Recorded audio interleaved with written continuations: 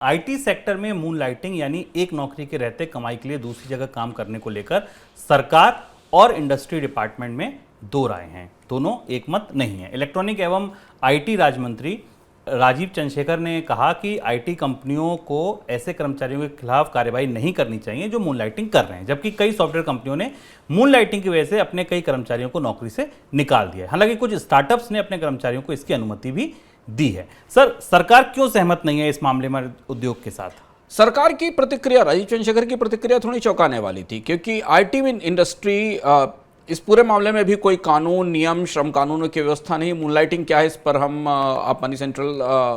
का एक पिछला पैकेज देख सकते हैं, जहां हमने विस्तार से मूनलाइटिंग पर चल रहे विवाद पर रोशनी डाली थी और आपको बताया था कि क्या हो रहा है। दरअसल एक कंपनी में काम करते हुए किसी दूसरी कंपनी के लिए काम करने को मूनलाइटिंग कहा जाता है। उद्योग दो हिस्सों में बटा है और सरकार एक हिस्से के साथ आकर खड़ी हो गई। पहले हम शुभम देखें कि उद्योग किस हिस्से में बटा हुआ है। जो सॉफ्टवेयर कंपनियां हैं वो ये मानती हैं कि ये बिजनेस प्रैक्टिसेस के खिलाफ है कि उनकी कंपनी में काम करने वाला आदमी अपने अतिरिक्त समय में तो किसी दूसरी कंपनी के लिए काम करे, और यही वजह थी कि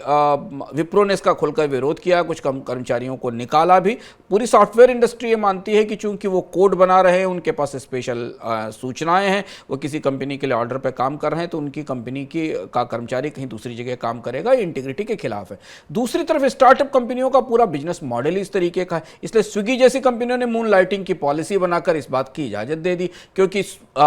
उबर, ओला, स्विगी जैसी कंपनियां चाहती हैं कि लोग उनके साथ भी काम करें और 2-3 जगह अलग अलग काम करें। ये बहस बजाय इसके कि सरकार को इस मामले में कुछ नियम स्पष्ट करने चाहिए थे या उद्योगों को करना चाहिए, सरकार की तरफ से ये आया कि मून लाइटिंग को करने वाले कर्मचारियों पर सख्ती नहीं होनी चाहिए। इस मामले में जो राजीव चंद्रशेखर का बयान है वो इस तरफ तो इशारा करता है कि शायद सरकारें चाहती है कि रोजगार के अवसर जहां भी मिल रहे हैं वो बनते रहें लोगों को, क्योंकि बेरोजगारी राजनीतिक रूप से बड़ा दबाव बन रहा है। ऐसी स्थिति में यदि लोगों को 2-3 जगह काम करने का मौका मिल रहा है तो वो अनुचित नहीं है, क्योंकि राजीव चंद्रशेखर ने, जो कि सरकार के मंत्री हैं, उन्होंने ये कहा है कि इंडस्ट्री में टैलेंट डेफिसिट है, अच्छे लोगों की कमी है, और इसलिए अगर लोग 1-2 जगह जाकर काम करने की कोशिश कर रहे हैं तो इसे ये जो मॉडल चेंज हो रहा है बिजनेस का, इसे भारत की आईटी कंपनियों को समझना चाहिए। मुझे यह लगता है कि ये पूरा विवाद दो हिस्सों में बट गया है। स्टार्टअप कंपनियों का जो रेवेन्यू मॉडल है, जो बिजनेस मॉडल है, वो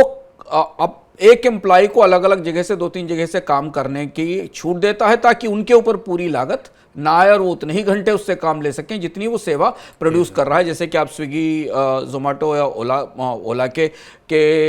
में काम करने वाले लोगों को देख सकते हैं, जबकि आईटी कंपनियां चाहती हैं कि उनकी कॉन्फिडेंशियलिटी के लिए, उनके सिस्टम की समझ के लिए और लंबे समय तक उनकी कंपनी में वैल्यू एड करने के लिए मून लाइटिंग की छूट ना दी जाए। सरकार क्या नियम बनाएगी, कानून बनाएगी, इससे तय होगा कि भारत में इन गिग वर्कर्स का भविष्य कैसा होने वाला है।